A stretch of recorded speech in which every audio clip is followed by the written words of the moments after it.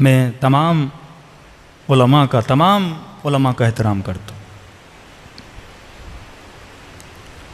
لیکن اگر کوئی اصل شیعت کا انکار کرے، ہماری جو اصول ہیں، شیعہ انبیاء کو معصوم مانتے ہیں، ہمارا عقیدہ ہے نبی کبھی بھی گناہ نہیں کر سکتے، لیکن ایک لاہور کے عالم دین ہے، میں احترام کرتا ہوں، جب آپ تقریروں میں یہ بولیں گے کہ حضرت آدم نے گناہ کیا، یہ وہی وہابیت والی بات ہے۔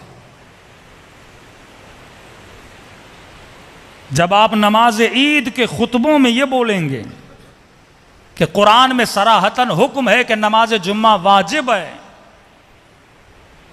اور یہ مراجع کیوں کہہ رہے ہیں کہ نماز جمعہ اختیاری ہے، یہ اٹیک مرجعیت پر ہے۔ 14 سال ہو گئے گاؤں گاؤں گلی گلی جاتے لوگوں کو مرجعیت کی طرف آنے کے لیے، اور ایک صاحب امامہ اگر مرجعیت کے لیے ایسے جملے بولے،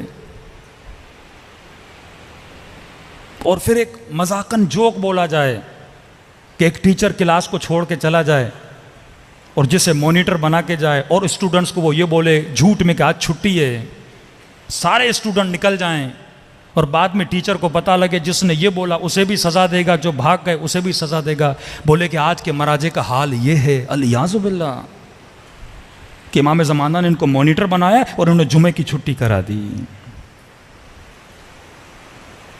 یہ نظریہ وہابیوں کا نظریہ ہے کہ قرآن کی ظاہری آیتوں پہ فتویٰ دینا۔ ہاں ایک حل ہے کہ آپ مرجعیت کا اعلان کریں پاکستان میں، بولیں میں مرجع ہوں، میں مجتہد ہوں، میرا فتویٰ ہے کہ جمعہ واجب ہے، پھر کوئی مسئلہ نہیں ہے، آپ کے مقلد جمعہ پڑھیں گے۔ آغا فاضل کے نزدیک شاید سر پانی میں جائے تو مثلا روزہ باطل نہیں ہوتا، یہ تھوڑی آغا فاضل آغا بہجت پہ تنقید کریں، آغا خامنئی پہ تنقید کریں، اس سے مرجعیت ختم ہو جاتی ہے۔ میں اگر مرجع نہیں ہوں، اگر میں نے مرجعیت کا اعلان نہیں کیا، مجھے حق نہیں ہے میں کسی مجتہد کی فتویٰ پہ تنقید کروں۔ ظواہر آیات قرآن پہ اگر حکم دینا ہوتا تو قرآن میں صریحتاً لکھا ہے، ابا حضرت آزر کو حضرت ابراہیم کا باپ بتایا گیا ہے، اور خدا کہتا ہے وہ کافر تھا، پھر آپ بھی مانو حضرت ابراہیم کے والد کافر تھے اگر ظواہر پہ حکم کرنا ہے۔ خدا کہتا ہے جو یہاں اندھا ہے وہ وہاں اندھا ہے، پھر بولو کہ جو یہاں اندھا ہے وہ وہاں اندھا ہے، ظاہر پہ حکم کرو۔ خدا کہتا ہے ید اللہ فوق ایدیہم، میرا ہاتھ ان کے ہاتھ کے اوپر ہے، پھر حکم دو۔ سینکڑوں احادیث ہیں چھٹے امام کے زمانے میں کہ امام نے لعنت بھیجی ان لوگوں پر جو جمعہ پڑھنے جا رہے ہیں۔ بعض ہمارے غالی غلات شیعہ جو بے وقوف ہیں وہ اس حدیث سے کیا سمجھتے ہیں کہ آج کے زمانے میں جمعہ پڑھنا حرام ہے، بعض پھر یہ نتیجہ نکالتے ہیں۔ بنو عباس اور بنو امیہ کے زمانے میں جو جمعہ پڑھنے جاتے تھے، بنو عباس اور بنو امیہ نے اپنے مولوی مسجدوں میں لگائے تھے، ان کے پیچھے امام نے فرمایا جمعہ پڑھنا منع ہے۔ ہمارا عقیدہ ہے جب تک حکومت الہی یعنی امام زمانہ نہیں آتے تب تک جمعہ اختیاری ہے۔ حکومت معصوم کے انڈر جو جمعہ ہوگا وہ جمعہ کیا ہے؟ اب حدیث موجود ہے، آپ حدیث کا کیسے انکار کر سکتے ہو؟ اور آپ لطیفے پڑھو، مراجع کا مذاق اڑاؤ۔ چلو آپ نے ایک لطیفہ پڑھا ہے، ایک آج میں بھی سنا دیتا ہوں۔ کہتے ہیں رسول خدا اپنے اصحاب کے ساتھ گئے، ظہر کی نماز پڑھی، یہ حدیث ہے اہل سنت کی کتب میں، شیعہ میں، دونوں میں موجود ہے۔ نماز ظہر کی نماز پڑھی، نماز پڑھنے کے بعد انہوں نے اونٹ کا گوشت کھایا۔ اب وقت ہونے والا تھا نماز عصر کا۔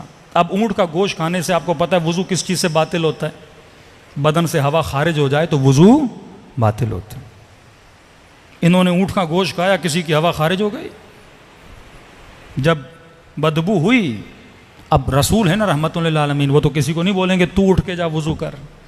نبی نے حکم فرمایا جن جن نے اونٹ کا گوشت کھایا ہے سارے جا کے وضو کریں۔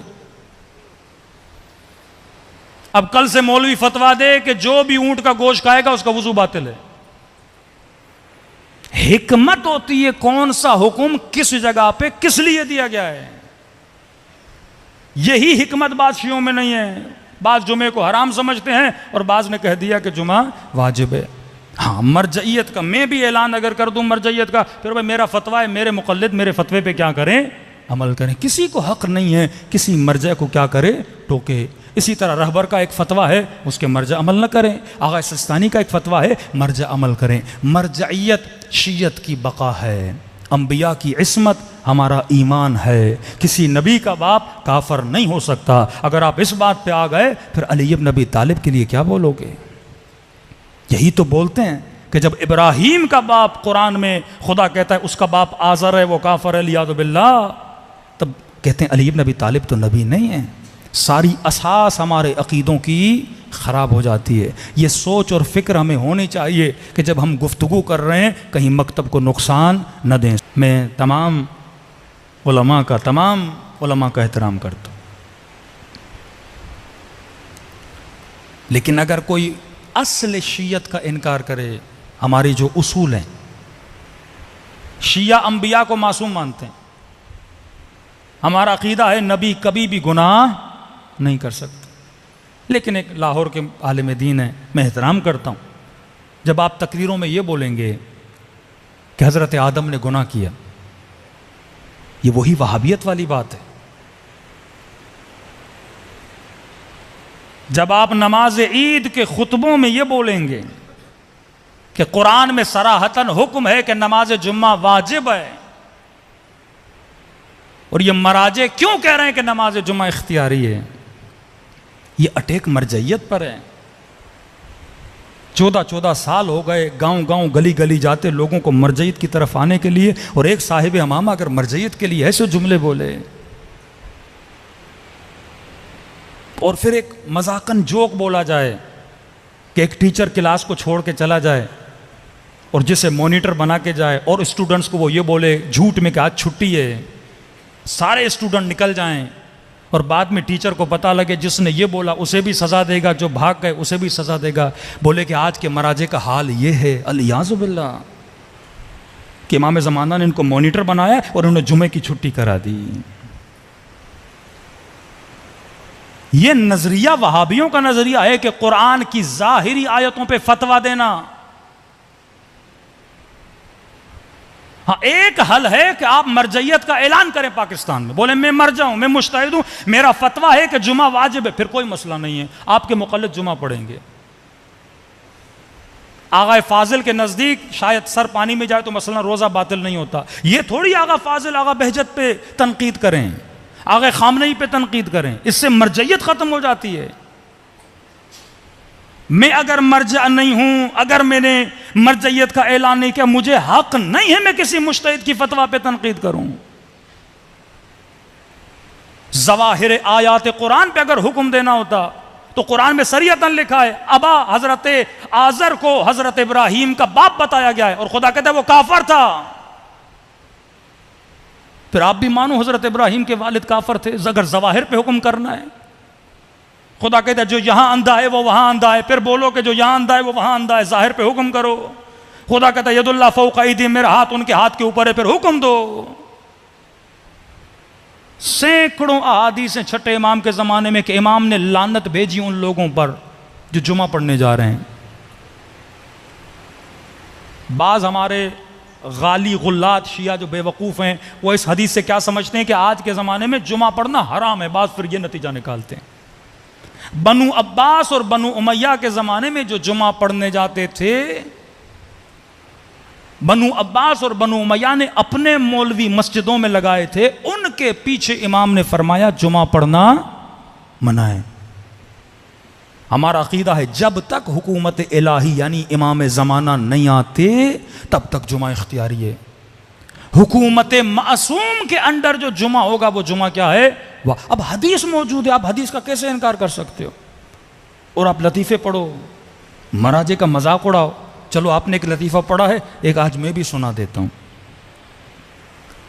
کہتے ہیں رسول خدا اپنے اصحاب کے ساتھ گئے, ظہر کی نماز پڑھی. یہ حدیث ہے اہل سنت کی کتب میں, شیعہ میں, دونوں میں موجود ہے. نماز ظہر کی نماز پڑھی. نماز پڑھنے کے بعد انہوں نے اونٹ کا گوشت کھایا. اب وقت ہونے والا تھا نماز عصر کا. اب اونٹ کا گوشت کھانے سے آپ کو پتہ ہے وضو کس چیز سے باطل ہوتا ہے؟ بدن سے ہوا خارج ہو جائے تو وضو باطل ہوتا ہے. انہوں نے اونٹ کا گوشت کھایا, کسی کی ہوا خارج ہو گئی. جب بدبو ہوئی، اب رسول ہے نا رحمت للعالمین، وہ تو کسی کو نہیں بولیں گے تو اٹھ کے جا وضو کر. نبی نے حکم فرمایا جن جن نے اونٹ کا گوشت کھایا ہے سارے جا کے وضو کریں. اب کل سے مولوی فتویٰ دے کہ جو بھی اونٹ کا گوشت کھائے گا اس کا وضو باطل ہے. حکمت ہوتی ہے کون سا حکم کس جگہ پہ کس لیے دیا گیا ہے. یہی حکمت بعض شیعوں میں نہیں ہے. بعض جمعے کو حرام سمجھتے ہیں اور بعض نے کہہ دیا کہ جمعہ واجب ہے. ہاں مرجعیت کا میں بھی اعلان اگر کر دوں مرجعیت کا، پھر بھائی میرا فتویٰ ہے، میرے مقلد میرے فتوے پہ کیا کریں؟ عمل کریں. کسی کو حق نہیں ہے کسی مرجع کو کیا کرے؟ ٹوکے. اسی طرح رہبر کا ایک فتویٰ ہے اس کے مرجع عمل نہ کریں. آغا سستانی کا ایک فتویٰ ہے مرجع عمل کریں. مرجعیت شیعت کی بقا ہے، انبیاء کی عصمت ہمارا ایمان ہے. کسی نبی کا باپ کافر نہیں ہو سکتا. اگر آپ اس بات پہ آ گئے پھر علی ابن ابی طالب کے لیے کیا بولو گے؟ یہی تو بولتے ہیں کہ جب ابراہیم کا باپ قرآن میں خدا کہتا ہے اس کا باپ آزر ہے وہ کافر ہے لیاذ باللہ، تب کہتے ہیں علی ابن ابی طالب تو نبی نہیں ہے. ساری اساس ہمارے عقیدوں کی خراب ہو جاتی ہے. یہ سوچ اور فکر ہمیں ہونی چاہیے کہ جب ہم گفتگو کر رہے ہیں کہیں مکتب کو نقصان نہ دیں. میں تمام علماء کا احترام کرتا ہوں، لیکن اگر کوئی اصل شیعت کا انکار کرے، ہماری جو اصول ہیں، شیعہ انبیاء کو معصوم مانتے ہیں.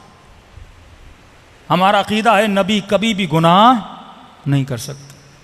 لیکن ایک لاہور کے عالم دین ہے، میں احترام کرتا ہوں، جب آپ تقریروں میں یہ بولیں گے کہ حضرت آدم نے گناہ کیا، یہ وہی وہابیت والی بات ہے.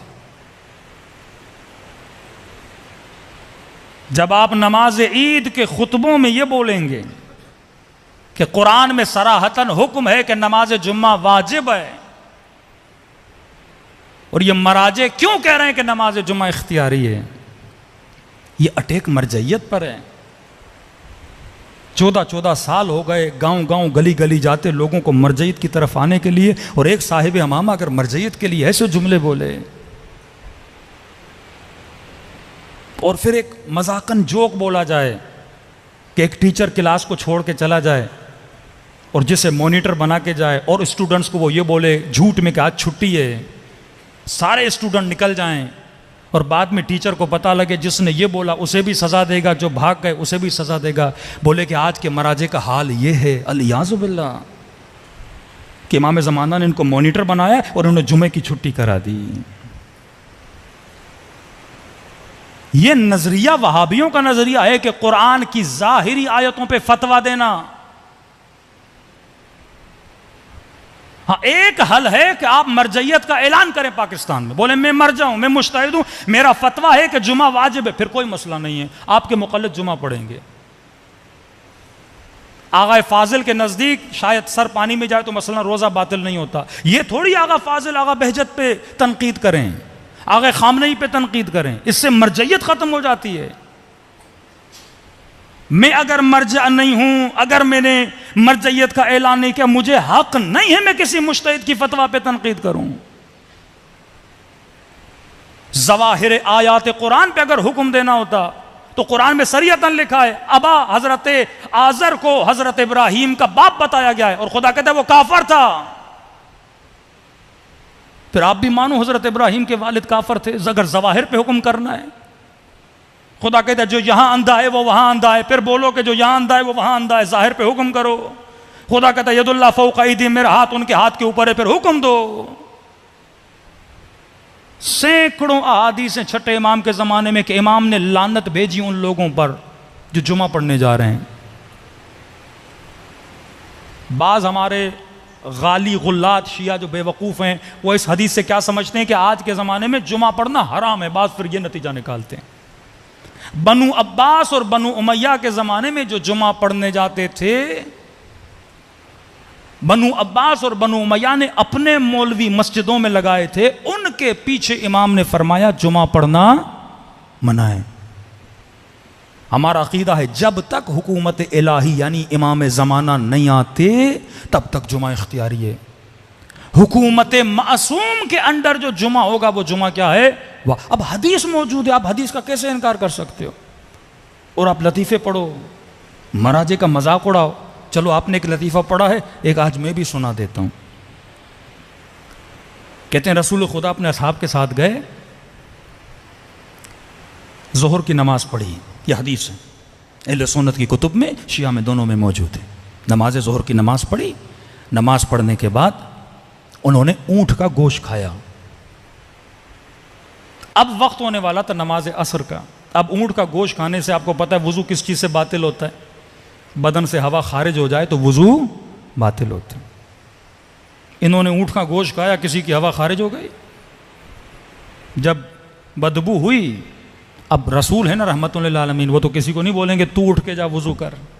نبی نے حکم فرمایا جن جن نے اونٹ کا گوشت کھایا ہے سارے جا کے وضو کریں.